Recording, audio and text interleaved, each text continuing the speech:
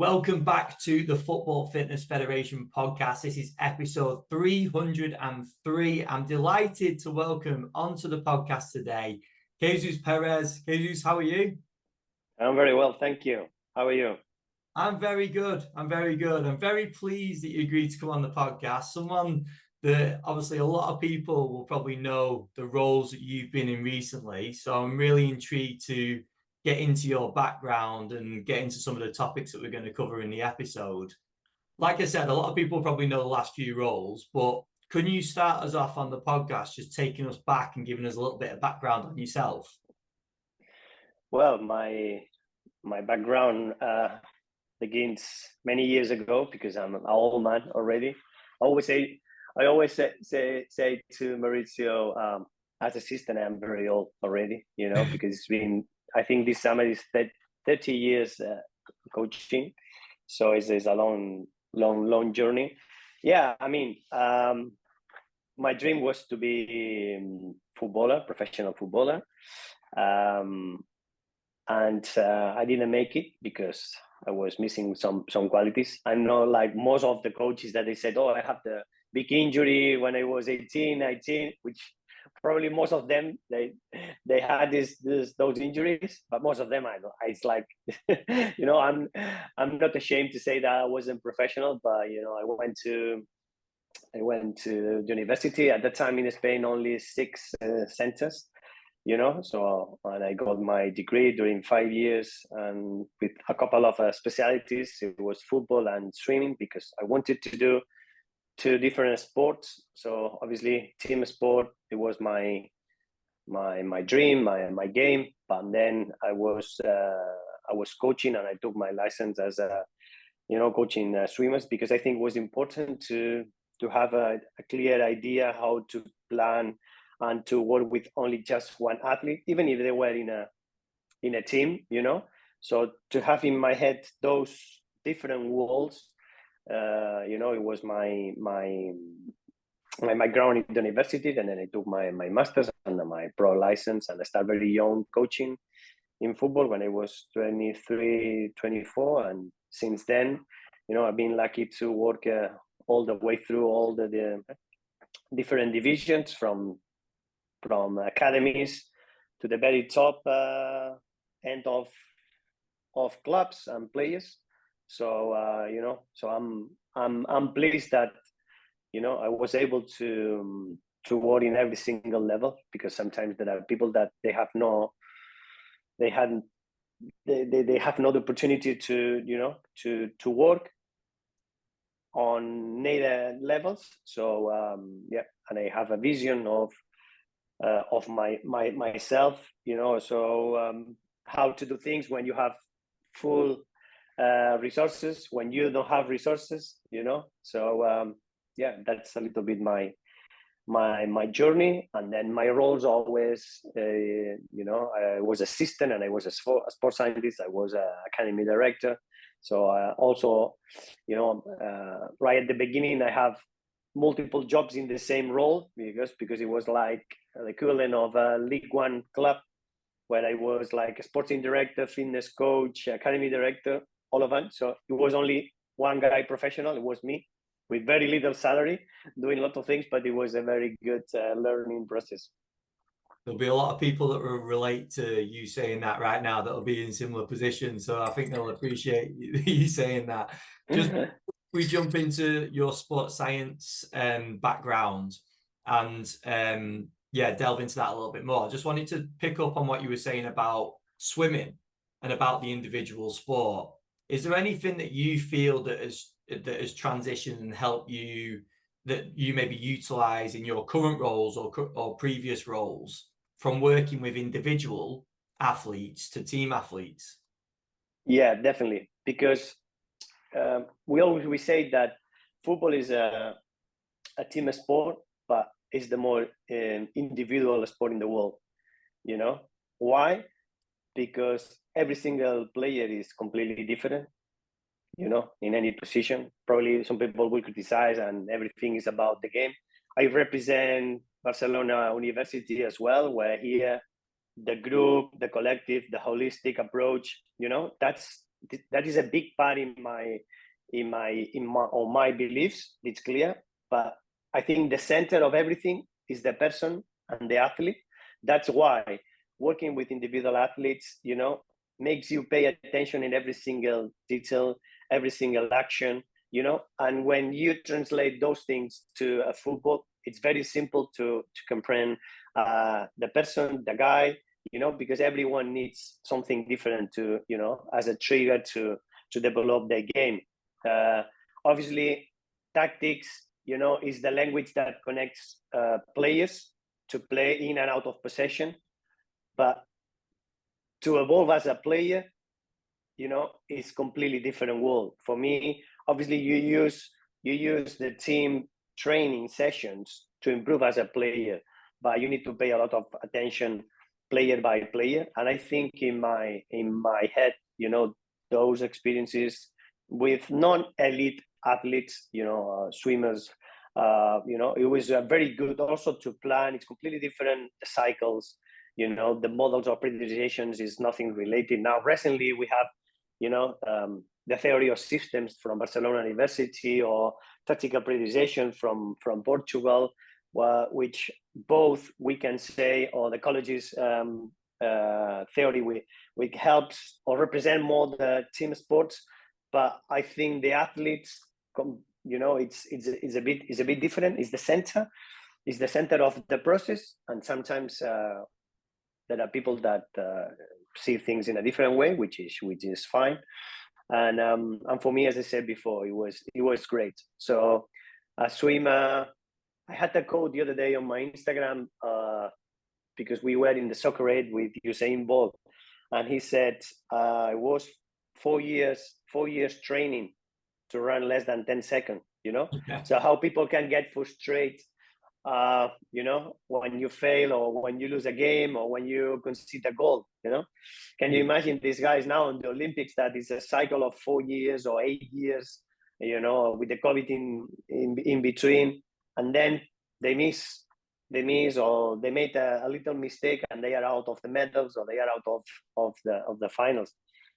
So it's perspective. I think individual sports is an interesting world to realize, what means high performance. It's such fine margins, isn't it? Like you just mentioned, like you see it in the Olympics at the minute. With that in mind, with catering for the individuals within the team environment, how well do you think we do that in football? And then also, is there anything that you feel like we could do better to support those individuals? Well, I can talk for ourselves, and that's my biggest challenge, is how I can help a player to be better, or to be in a better position, to give the best of their qualities to the team.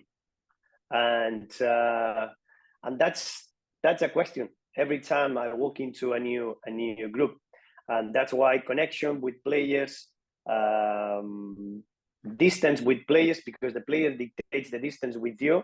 You have to provide a platform which is completely different for each player, because each player in football arrive from different countries, different environment, different people around. Today, professional footballers, they don't own their life anymore, because when they are in the academies, in their countries, in early ages, obviously they get the benefit of a big company supporting them, the agents, and the agents, they provide fitness coaches, nutritionists, physiotherapists, psychologists, or or mental coaches, also analysis. That's the environment that professional footballers they got today.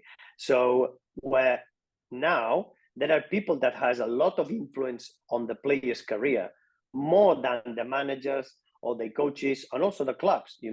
So today the challenge is to know, always was the challenge, to connect with the person. But today is more difficult, because there are a lot of barriers in between. There are a lot of fences in between the players and the clubs. That's why individual work for me is key, and every player needs different. And I think the microdosing system is what fits very good for a player. It could be microdoses of strength, could be microdoses of technical ability, microdoses of just mental discussions, you know, or just to remove wrong beliefs that some of the players they have, you know. So that's, and at the end, you only can do it if it's 1v1. It's impossible, you know. It's impossible with 2 players, with 3 players. So today demands a lot from the coaches, and sometimes you don't get nothing. You get nothing because, you know, there are people that has a lot more influence with the player. I mean, in my recent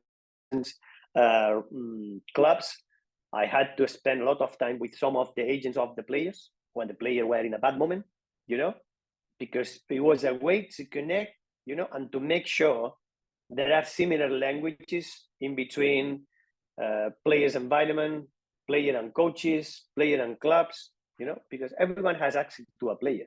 But it depends what you say to a player, you know. You can make an impact.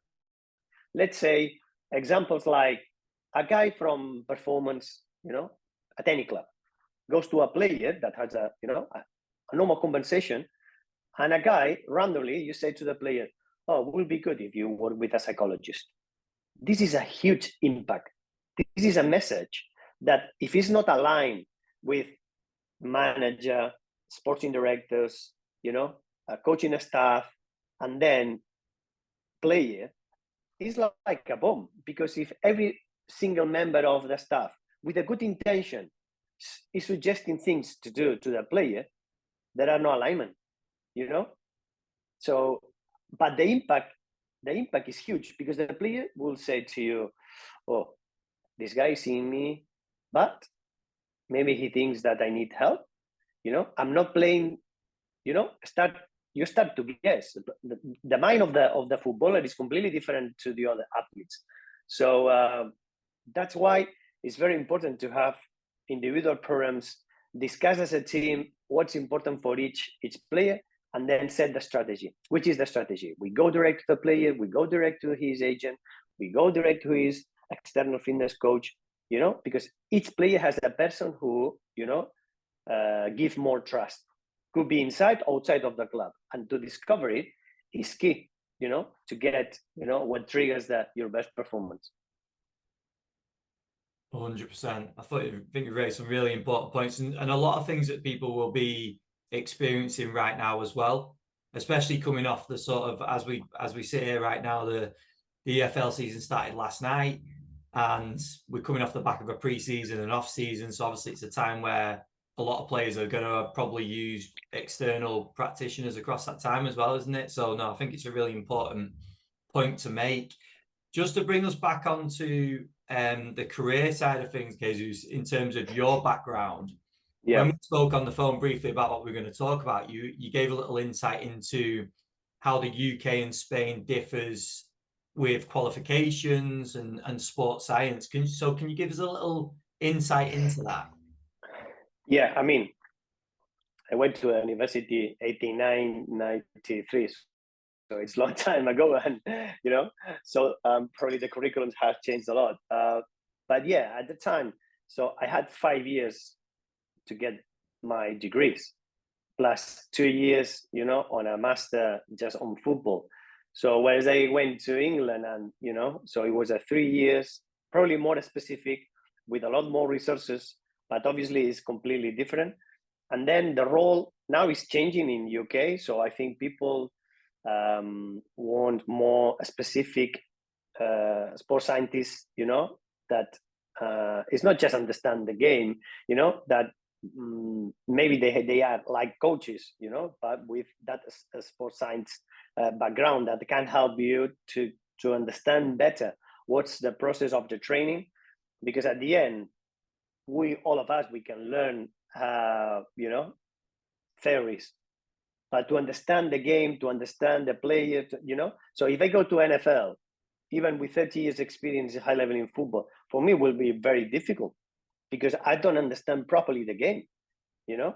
So for me it will be very difficult to go, you know, to be head of in cricket or football or NFL, you know, because it's completely different. It's my view. I can support them. There are things that we can share, yes. But, but the dynamics is completely different. To understand properly a footballer is a guy that touches the ball, mainly with their feet, but they take decisions in the opposite part of the body. Yeah. So it's impossible, to have similar situation that the players that they are throwing implements, in this case, ball, so they are different, So I'm not saying you cannot work on different environment. Yes, but to understand the environment. And in Spain, in the last 30 years, it was even compulsory to have license to work in professional football, to have your degrees or specialties in the university in football, or to take level, now the equivalent and to the UEFA A and B, wasn't necessarily the UEFA Pro. Now it has changed a little bit, this situation, but because the coaches, they were demanding people, not just sports scientists. They wanted coaches with understanding about, what is the game demands, what means different spaces, what means irregular spaces, what means more or less players, and, I want to develop those tactical principles, but I need what's the impact on the player, So it was the trend for a while that everything had to be, very small. No, because the decision making, they will improve. Now in the recent years, in Spain is huge that no, we need big space, because big space is a reality, As soon as you start to measure, because we got the GPS later than in UK, everything in Spain is later, because there are no resources, no budgets on the clubs. So that's why when I went in 2013 to, to Southampton, it was Disney World for us, so GPS for everyone, sports coach for everyone, analysts, everyone, sports scientists, with more or less salaries everywhere. So that's not the world in Spain, Now it's a little bit better. Yeah, I think that's the difference. I'm not talking about methodologies, because if we go into a methodologies, probably are different as well. Even now it's more global. The knowledge is out there for everyone. And always I say, you cannot reproduce something that you don't feel. That's why, for me, every methodology is good if you apply it with sense, Otherwise, you are just copying. Methodologies. So that's the difference, that in Spain, the role of in my case as well, so the role of a coach with a sports scientist degree was more important for coaches than even the assistants, in Spain, most of the assistants are, sports scientists.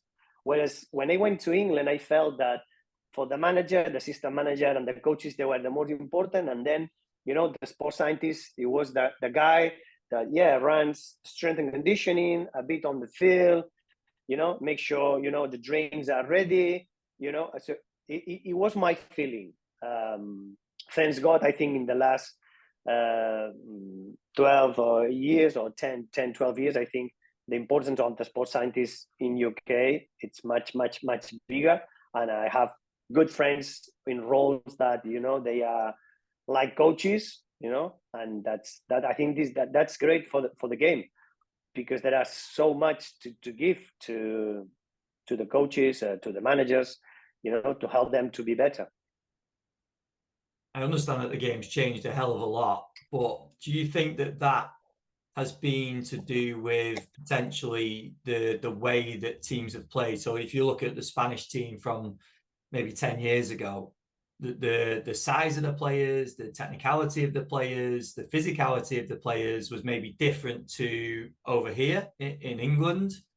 And maybe what we were trying to develop as well through academies, where we were looking for bigger players. We were looking, so that's where maybe the strength and conditioning side was possibly something that we leaned on a little bit more than over there. Do you feel like that's maybe the difference, and that's why that Spain has prioritized the understanding of the game a bit more than maybe we have? Well, I think, it could be one of the factors, but I think it was the starting point.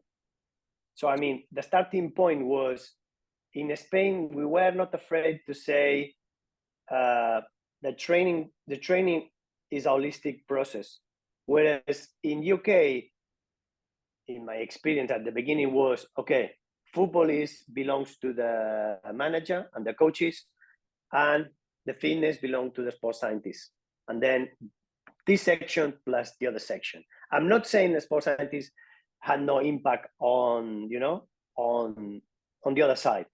But from Spain, I think probably we started earlier to say every time the player moves is a load. It doesn't matter if it's a tactical or, so it's more focused on, that's why we say the structural periodization, which is from Barcelona University.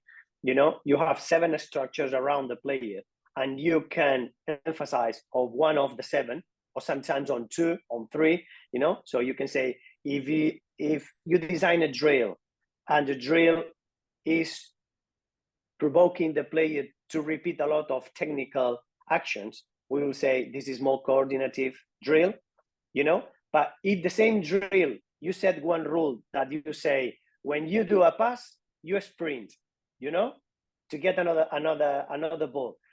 You are adding a physical component, but if you say every time you touch the ball, you have to do a different skill. Okay, so you are touching the creative structure of the training. So that you have 7 structures, and or you start a game losing 5-0 down. So it's a psychological, and it's a small-sided games, same size, same rules, that you did the day before, but you start with 5-0 down. So it's a component, you need to get, on level in less than 2 minutes. So it's, manipulating the structures you were focusing on. So probably it's not we understood. It's like, I think coaches accepted, or they wanted, the process together, which is not excluding to have, a microdosage system training where you are focused on players' needs, but everything that it was related, it was more discussed as a group, and that's why the importance of the sports scientist or the specific fitness coach, and also from the federation, because they said, to get your license. So we got here the example that one of our biggest mentor, which is Paco Seirulo from Barcelona, one of the biggest and famous sports scientists.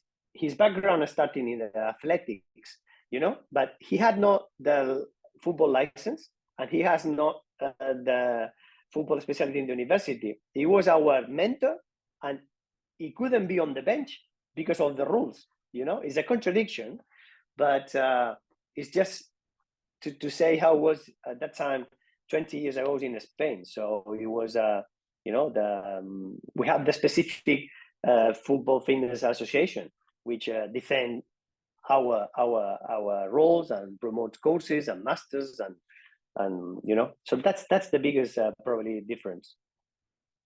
I suppose the benefit of what you're talking about there with someone coming in from a different sport, and I've had this conversation on the podcast with people, is when they have come in from a different sport, maybe they don't know the traditions of football, maybe they don't know the tactical side and the technical side quite as much. They might be more likely to ask more questions maybe than someone that's played the game before, because they just fall into maybe a bit more of the traditional way of going. Is that fair? Do you feel like that's maybe been something that's happened? Yeah, for me, I think it's not necessary to play the game at the highest level, but if you play the game, the dynamics of the game. If you compete, and if you were fighting for your position in the team, until if you play the game since early ages to 18, 19, you had all the experiences. What you don't have is the professional experience on the dressing rooms. That's different. But the dynamic of the game. What the player feels when he's on the bench, when the player is excluded out of the squad, when the player is injured. Those frustrations, and when you are in the other side as a sports scientist or as a coach, you already felt what this guy is experiencing in this moment. I always use the example. One of my weaknesses where I was scared to contact, I was scared of the collisions. So when I have a professional footballer and I got In the recent years, I have one excellent footballer, an amazing footballer, but he scares, obviously he's much better than me, but he scares and still playing, he scares the contact. And I was joking with him, several times. He said, you cannot cheat me, because you put out your leg here, you avoid the contact there, I know what you're doing because I did I did it before. Not at your level, because you are clever and smart and you are top guy, but if I didn't play the game, it's difficult for me to feel, I can read the GPS, I can apply my, all my knowledge, but I can't understand the player. It's impossible. It's impossible. Because as I said before, if I jump now into an NBA, even if there's a team sport, it will be very difficult for me. For me personally, maybe there are people that they are able to, as I said before, they are head of performance in cricket and tomorrow on football, and after tomorrow they apply a job from fair. I think it's if the industry allows, those things, it's fine. But this is far away of the sense of football, because in football you need to understand the people, you need to understand the coaches. Sometimes you plan something and the game or the training session goes longer. And what's the problem?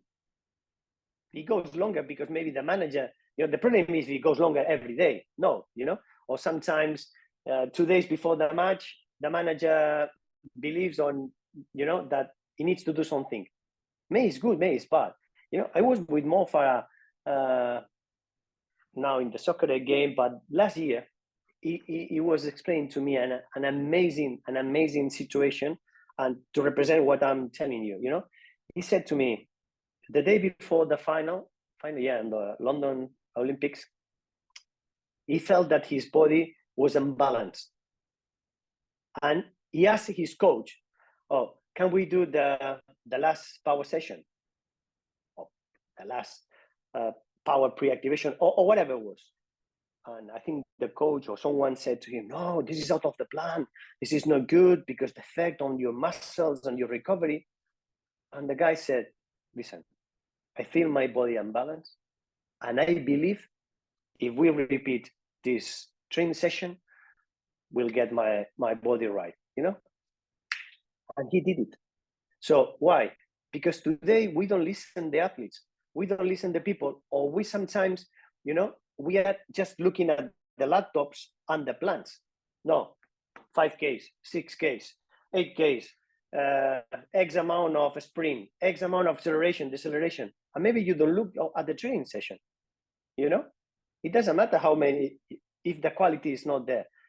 Sometimes you can plan 2v2s, 1v1s, okay, 45-second game. But sometimes 30 seconds and the game is gone. It doesn't matter if you plan 45 seconds, 30 seconds, stop the game. Because you can see the players, decision making is slow, is wrong, It's like, why? Because this day, the fatigue, the weather, whatever, so you need to change. But if you don't understand what is going on the 2v2, the 1v1, and the tactical components inside, it doesn't matter. It doesn't matter what you plan.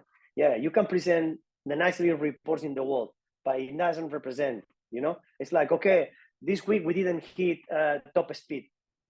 Yeah, but the top speed in the game, the player, the prevention of the player, the focus, everything, your body, your chemicals, components, protect you to do and to reach top speed. In the training session, even if the warm-up is properly, maybe to do the top speed is a risk.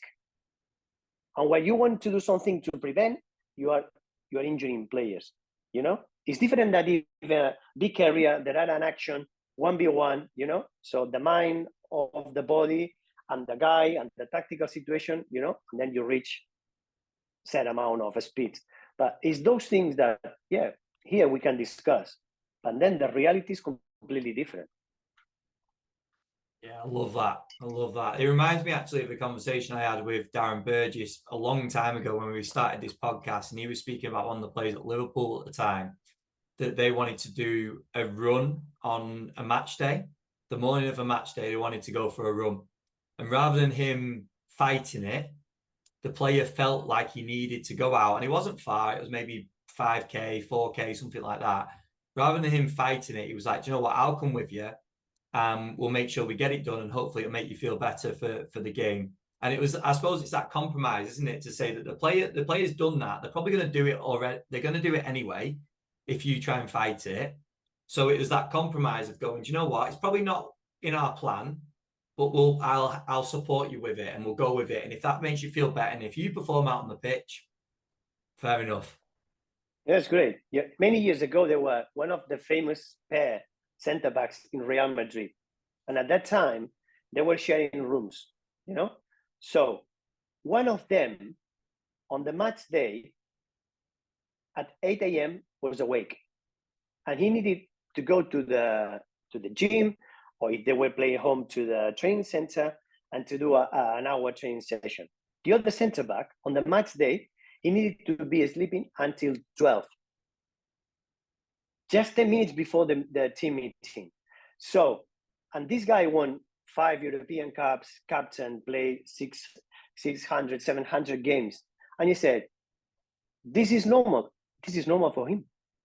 Why to change? Why to do compulsory breakfast? Yeah, because the nutritionist, yeah. This is all the theories are okay.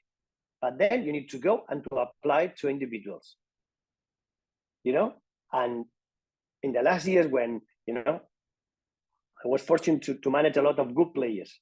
But now in the last years where we had some superstars, you can see how it's completely different world, different brains, So you need to pay attention.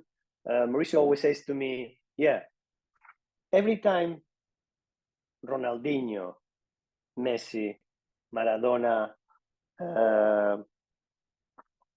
Neymar, Mbappe, Harry Kane, everyone is expecting something new from these guys. You are not expecting how much they run, how much they cover, how many times they touch the ball. No, you are expecting something new, something wow. Yeah. But this is a psychological effect. This is psychological load, it represents. And these guys, they need to recover from those expectations, from every training session, from every match, and how do you manage? Asking to do your plan all the time, or sometimes, I'm not saying everything has to be rules or without rules, but, it's a very individual sport, and you need to understand the dynamics, the guys, and connect with them. And to connect with them, you need to be with them. The more you are behind a laptop, the more you have all the stuff, just meetings. On a meeting, has to be more effective. I think high performance is completely, under my view, my experience, has to be completely different, But nowadays we are complicating things everywhere, It's good because a lot of, colleagues, we have more opportunities for jobs, but we are complicating the process, and we are not getting into the player. I think the listeners will maybe get sick of the amount of times we talk about the importance of relationships between coaches and players, but you just undermined it again, that importance of it. And I think you're dead right with it. I wanted to just ask your opinion now of being in the last few positions that you've been in. For the sports scientists listening, is there anything, obviously we've got qualifications, we've got experiences, but what is it that makes the best sports scientists stand out for you in your role? Like, how do they support you the most? Yeah, for me, the most important is from a sports scientist to have the capacity to go to a different places and to learn different ways of training, And once you belong to a club staff, to be able to support the coaching staff in a different ways, because every coaching staff is different. Every coach is different if they come from different countries, even if from the same country. So from a club perspective, if I was again a member of a club staff, and I wanted to have an impact in the club, I will say, I'm here to fully support you in the way you want me to do, rather to challenge and to say, no, that's my way, that's, you know, because at the end of the day, we are there to win matches. The problem is we are storing a lot of professionals in the clubs, and they are getting frustrated very quickly, you know, because everyone that is in a League One, even in League Two, sometimes in non-league, in a championship, in a Premier League, all of us, we have the same qualities. You know, we went to the same universities, we read the same books, we listen to the same podcasts, you know, if you are willing to improve. So what makes the difference is your approach as a guy. I go there and I want to, you know, to help.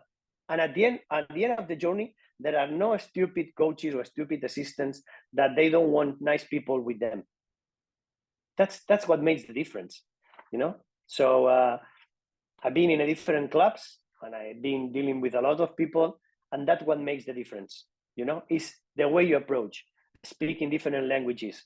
That's easy to connect with people. It's not necessary to speak properly the language. It's just to try to communicate, you know, and to go and learn different ways of training, you know, because here we can discuss, you know, we can do a squats and we are going to improve the squat. Yes. You are going to improve the change of direction? No. But some people will challenge me, say, no, but the paper says, yes. But if you do a squat, you improve a squat. So if you want change of directions and variety of the change of direction, managing the loads, using different devices, and then you improve change of directions. But if you don't use change direction plus decision making, you don't improve the change of direction with decision making. So, you know, but everything is valid, you know. But when you are used from, you know, so if you're born in the Middle East, you have a culture, and it's difficult to understand the Westerns. And for the Westerns, it's very difficult to understand the people in the Middle East, you know. And I was there 1 year and said, to see the world from the other side, you learn things. So that in training is the same, you know. We go to university and our teachers, our mentors, they, you know, and we are used to do things in a certain way. But now it's the trend of isometrics. Isometrics everywhere. Isometrics represent the reality? No. Is a baseline to monitor players? Yes. But when you repeat just the isometrics, and it has a correlation, maybe, but maybe not, you know? So I'm not taking papers down. I'm saying, you know, at the end of the day, it's about beliefs, you know? So you use vibration? Yes. No. You use isometric devices? Yes. No. No, I prefer resistance. I prefer, you know? So it's no linear movements, or I use, you know, that's, you pick the philosophy, but then you need to be consequent that when you measure, you improve whatever you do. So you cannot say, I'm improving this, doing different, you know? So now I'm lost. I don't know when I got this point. Yeah. So it's the way you want to do things, but it was about the role of the sports scientist. I think be able to adapt to a different styles is what makes sports science, you know, great. And listen, under my experience, every time you go to a club that you find a sports science in this way, you want to take him with you. And that's a great point. And you see it happen, and that's why it happens, isn't it? Because you've developed that trust between the coaches as well. So is it fair for me to say that from your perspective, then you want the sports scientist to be creative, to be innovative, but basically to create discussions with people like yourself and other coaches, but understand both sides? That's the important thing, to not just present something to say, we're going to do this because the paper says so, but I found this, where can we fit it into the program? Is it going to help the program? And if it isn't, we'll take it out. And if it is, we can maybe discuss how we implement it. Exactly, you know, because I mean, it's like, so now we are starting to go into some realities. The first thing that I do every time we have a proposal for a club, you know, is to look to the guys that are working there. And sometimes I walk into a club or I walk into a reality, there are people that they have the same or more experience than me.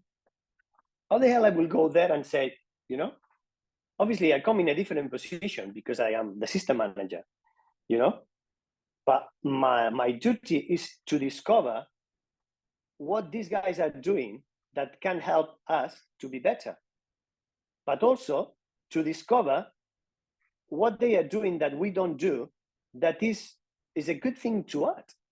But this process has to be both sides, knowing that the prevalence is the coaching staff that arrive there for a maybe short period of time, you know. But today they say, no, we need to build business structures because the players, they come and they go. Okay, the coaches, they come and they go because we are not giving importance to the coaches sometimes, you know. And at the end, so in our case, for instance, we are a coaching staff that we do believe on biomarkers. We do believe on profiling. We do believe on those things. You know, most of the things that we ask the clubs when we arrive, I know, are performance duties, but we are not go against. So we are going, you know, to support. I mean, I have the example. One day, so I asked the nutritionist guys, I want 2 hydration tests the day before the match, on the match day, you know. 10 players didn't do it, the hydration. If the nutritionist or the head of performance, they go there, the player said, hey, guy, leave me alone, you know? But if I go, as a system manager, said, hey, what happened? They do. It's not because I'm using my force or I'm using my power. I don't have a power, you know? But the player has to see on us that we are all together. And why we are asking for the hydration test, why we are asking for the biomarker test, why we are asking for the saliva test. Those things, the players, they need to know that, this comes from the top. The problem is some of the coaches, they don't believe on GPS, they don't believe on those things, which is fair, you know, and they want cups. Here is not because if you do this, you win cups. No, but we are a coaching staff, but we do believe on those things. That's why I am on those things. So what happened this day, I had a set place meeting with the players 2 hours before the game. And I put the 10 pots on the table. And I told them why I'm going to explain now how to defend and attack set plays. If you are not able to do the hydration test, which requires go to the toilet, put the pee inside, and give it to you back. There are no decision making. There are no opponents. There are no one that's going to pull you or push you, or the referee or whatever, you know. So, and it was the example. They took the pots, they went, you know. So, but the action was to support the coaching staff. But the most important is to provide importance to the club staff to say, hey guys, these guys, they are there in the background doing a lot of things for you, even if we ask for those things, you know. So that's why at the end, high performance comes from the manager, and the managers with their staff, they have the responsibility to ask the clubs, hey, listen, I want this, and then you need people in the club to provide you what you need, not to make you, you know, uncomfortable or to make problems, you know. It's different even if, you know, arrive a coaching staff and say, I don't believe in GPS on saliva, you know. But even if they go in that way, you as a club staff, you need to support these guys. Yeah. Because if not, you start to do a war that everyone will lose, because you are going to start to generate reports that you're going to send to the top, to the owners, or to always say, oh, these guys, they don't do this, they don't do that. Yeah, but when you have to do it, the guys, they don't do the hydration test. Yes or not? And that's the debate. It's the debate today. I think coaching staff or managers, they have the responsibility to apply high performance process. And high performance process could be different for different managers. That's my opinion. I think it's a great point. It's a really good point, and something that I think all coaches will have experienced, and a lot of people, again, that have been on the podcast have talked about maybe when they have taken that approach of going in saying, no, we're going to do my way, and it's this, and they've talked about the negative side of that as well. So I think a lot will agree with you that there has to be some sort of compromise, otherwise somewhere down the line it's going to cause it's going to cause tension, and it's not going to lead to essentially what everyone wants and let the players thrive, is it? I wanted to bring up something that I think is quite an exciting part of sports science, which we've talked about a lot recently on recent episodes, and that's the future demands of the game. So we obviously, from what you'd have seen and we've seen, how the game has changed over the previous sort of 10 to 20 years. To look ahead to the next 5-10 years, where do you feel that sports science needs to support the players the most, and how do you maybe see the game changing as well? Yeah, for me, I'm very worried with the amount of injuries on a young players. That is a big worry, because it means the material we are working with, is not in the best state.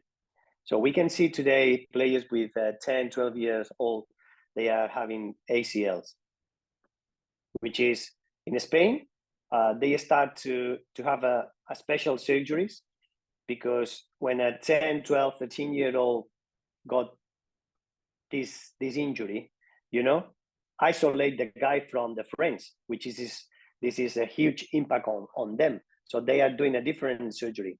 So, but if we go to the 16, 17, 18, 19-year-old, is incredible the amount of muscle injuries that these guys, are suffering, and the severity, and some of them, they are already in professional level and they don't play. I think before, until 2021-year-old, it was moment to play. It doesn't, it didn't matter where the level. So the player were developing themselves with games.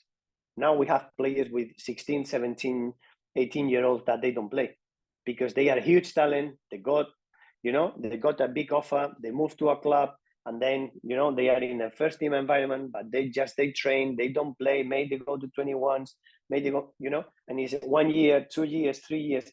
And how you progress in your career when you are 18, 19, 20, 21. And it's the moment, to improve and to get experiences. So I think that's the big challenge. Work with players that they don't play, but they are in a high level already, because they are called big talent. So this is a big problem.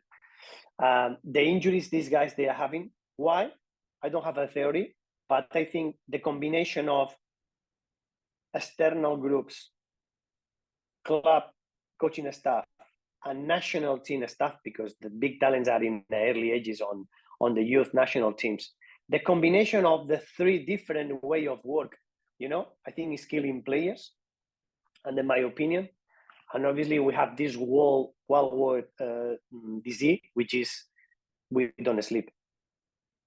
The quality of sleep of all of us has changed, because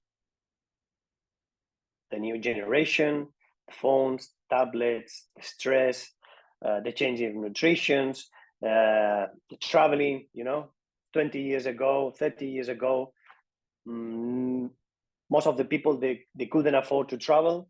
Today, with the low cost, everyone traveled, So, but what happened is, I think the quality of the recovery is not great, even if you are suggesting to do protocols in the clubs. But the most important recovery is 8, 9, 10 hours of sleeping. Sleep banking, when you are injured. Those things doesn't exist anymore, So yeah, everyone is wearing a ring. When you want the ring, oh no, last night you didn't use it. The data is mine. I don't share, So those things, I think that's the big challenge. Young players injured, lack of sleep and recovery is the biggest disease of the new era. And I know this is the really hard bit, because it's hard to say how the game will progress, but what do you see as being any key changes over the next few years in terms of like game models, tactics? Is there anything that maybe you see as sports scientists or support staff that we need to be prepared for? Yeah, well, I think to understand, as I said before, to understand what is going on the game, and which is the club you are working with, what's the style? And I will put you some examples. So if you're in a club that the throw-ins in the last 15 meters of in the final third of the field is a long throw like a corner, and you put your center backs in the box, you know, and the action doesn't finish on a goal or goes out, you know, for a goal kick, what happens is your center back has a recovery run to do. Whereas if another team that plays different and they throw to keep possession, your center backs stay in the halfway line. So the same action requires different from different positions. So if you look at the data, you know, we need to look at the data and why the data is like that. Because it's completely different, you know? So if I play short corner or I play long corners, but especially the throw-ins is an example of how to use that. The requirements of the center backs in some teams are huge on recovery runs and transitions, because every time there are a throw-in, you know, they have to go into the box. But there are a team that no, and it's different, you know, and has to change the way you train, or, you know, all the requirements that the guys in certain positions they have, depending what you are doing, you know. And you are work more on set pieces in some clubs, you know, the trainings are very low, or the guys are the whole day on the field, because you have to do the bigger space, smaller space, you have to do the stop start, you know. So those things, like, it's affecting the training sessions. It depends. You can't train the same in different environments, you know. Teams that they are playing, you know, every 8-9 days 3 match consistently during the season, so you cannot demand more to the players. So there are other ways to work. So that's the biggest. So is to know which is your environment, understand the game and why the game is like that, but knowing that the game can change in a second.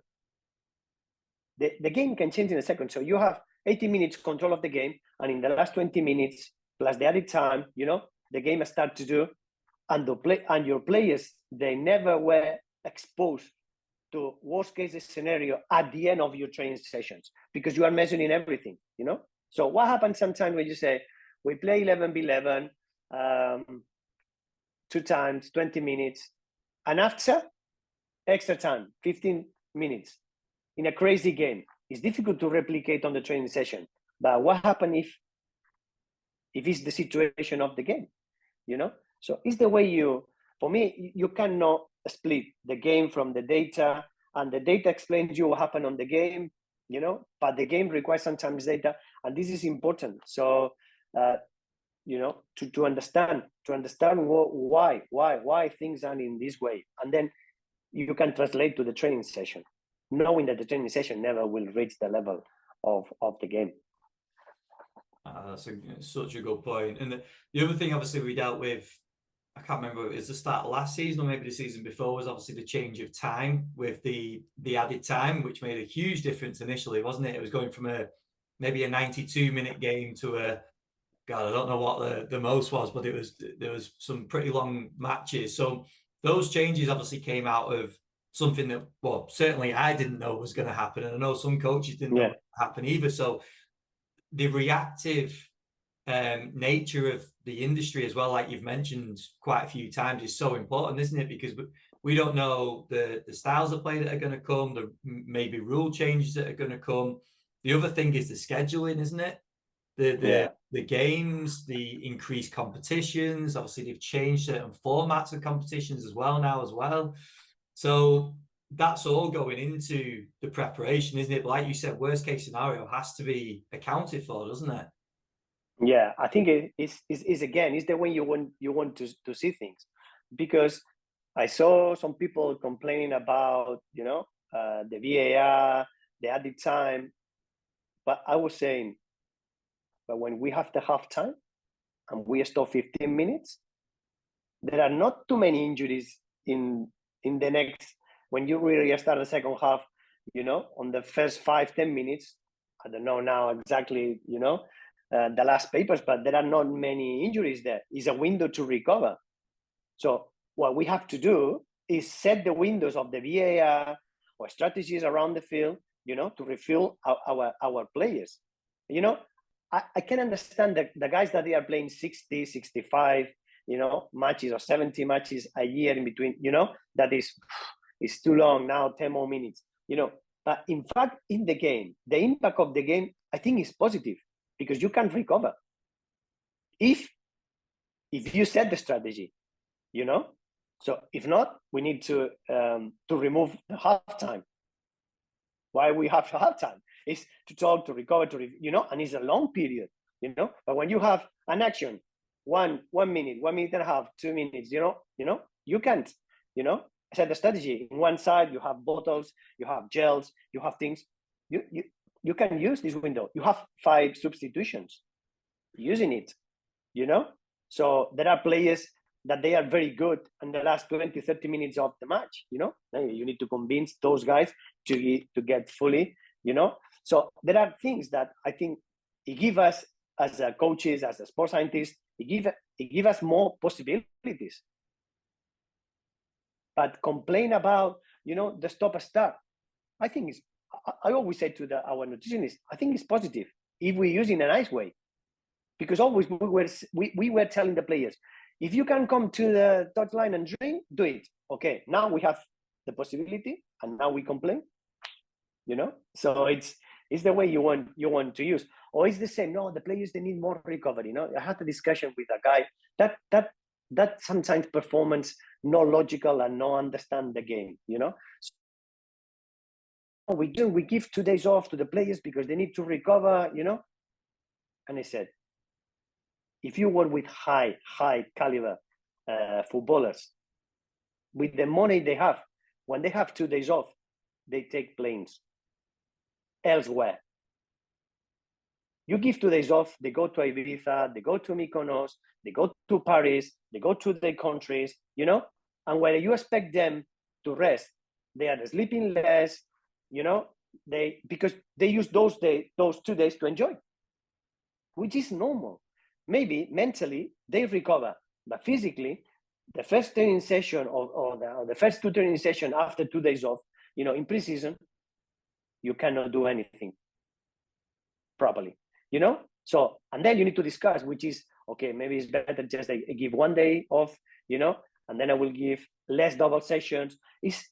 But you only can plan in this way if you understand the sense of the player, You listen to the player. What they do players when they have 2 days and a half of planes, they don't recover. If you are in London, you give 2 days off and you go to Ibiza, you don't go to Ibiza to do a sleep banking. Yes or no? If you want to do a sleep banking, you stay home. In theory, 2 days off, full recovery. In practice, it's not. I'm not saying they go out or they will drink. No. Even if they but they don't recover. That's what these guys they do now, because I take an Uber, they take a private jet. And anyone knows as well, obviously they're going to be traveling a little bit differently, but if anyone knows that getting on a train for a long period, getting on a plane for a long period, you've been sat there, but you don't get off refreshed. You never get off feeling great. You get off feeling pretty tired. It does take a lot out of you. And also, I suppose the caliber of players that you've been working with, you're traveling a lot anyway, with the games and European competitions, and then, like you mentioned before, international requirements to go out to their teams and stuff. So there's a lot of travel anyway, isn't there? So it's really fascinating to get your perspective on that as well. And I really hope that performance staff have listened to what you said there, because I think it's such a key perspective from your side for coaches to listen to and go, actually, there's more maybe what goes on your side than what we consider, and how can we work together and support it. I hope that is how this episode comes across, because I think you've got some brilliant points in that. No, I mean, so been 30 years coaching, but every day I learned from situation, and I said, oh wow, I didn't realize, and I do remember years ago when I was criticizing people that look, in the first division in La Liga. They don't train. They should do more on Fridays, on Thursday. Yeah, I was talking from my position being in a championship or League One club. Once I got this level, the Champions League level, arriving to the early stages of the Champions League or the Cups, I said, how stupid I was, how arrogant I was being from outside, talking about theories. But the practice says that's the windows, little windows. The big lesson is you have little windows, you need to use the windows, So post-match, you need to train with the guys that they are not, they didn't play 10 minutes. You have to do this because the day after is late. It's not a compensation day. For me, it doesn't exist compensation day because the guys in the bench, they travel, they get frustrated, they get upset if they don't play. So, to convince them that, okay, my mate play 90 minutes, but I have 50 minutes window to do some, strength or a power session and some metabolic work. Today is the day because now I will travel from Moscow or from Turkey 5 or 6 hours in the plane. I will get at home at 3 or 4. So tomorrow in the compensation day, I'm not in my best to perform. And in 3 days, we have a game that maybe I start. So it's -2. I cannot kill. So if I don't train on the window and I do too much, the day after, I'm not in my best to play the game. So those things, that's for me high performance. Simple things in a consistent way. Simple things with togetherness, everyone in the same direction, everyone with the same message. Even if, because as I said before, I don't see anyone that don't want to apply something with common sense, which is positive. It's the same. If I met a person that is I like to be with, and is giving me something and is helping me, it's very rare I won't listen. The great guys in companies, they hire people and they ask them what to do. You don't hire people and you ask. This is the guy from Apple. This is not my quote. It's his quote. That he says, you hire the good people, or you meet the good people and you ask them what to do. You don't tell them what to do. That's the same. So after the process of know each other, everyone wants nice people around. First, nice people with knowledge, because you get the clubs, you get the national teams, you get good levels because you're CB. Obviously, you have the knowledge. But what makes the difference is how you behave as a person. That's the difference. Jesus, thank you. That was such a great insight, and I'm really pleased that we finally managed to get this one done because I think there's so much coaches will take away from it. So I really appreciate your time. I'm not going to take up any more of your time, so I really appreciate you coming on. No, it was a pleasure. So we had a nice conversation between colleagues. And as always said, you always learn. I always keep in my mind sentences, intentions, actions from other people because you learn. But you learn from humble people, from people that even if with great experience never teaches. Because I said, I cannot teach anyone. I can share my experience, the good and the bad, my knowledge, but I don't teach. I only teaches who believes is superior, because there are so many truths in life. So I think the good thing in our lives, in our world is to share and learn from people, but learn generally. People say, no, I want to learn, but people don't listen. So it's just thinking what I will respond. So you're talking and on the other side is not listening to you. So you can feel, So it's just thinking on his answer, But it's fine, So I had a great time, So I'm pleased to be here with you, man. Thank you, Jesus, and best of luck in the next role, the next position. Thank you. We'll see what happens. Okay, take care.